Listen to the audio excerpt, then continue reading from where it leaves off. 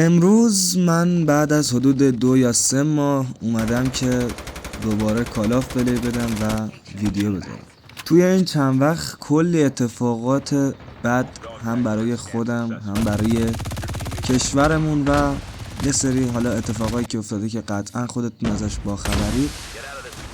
خلاصه که نشد بیام و ویدیو بذارم واسهتون، ولی از الان به بعد قول میدم که ویدیوهامو واسهتون بذارم. خواستم ازتون تشکر کنم بابت اینکه منو حمایت کردین توی این چند وقت.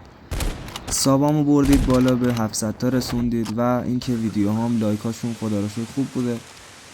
فقط اینکه اون کسایی که توی این شرایط ازمون حمایت کنن واقعا مردن. ببخشید اگه که کیفیت ادیت و گیم پلی پایینه، دیگه نشد، پینگ خوب نبود، خودم هم ادیت یادم رفته بود. خلاصه که از الان به بعد پرقدرت و با انرژی ادامه میدیم.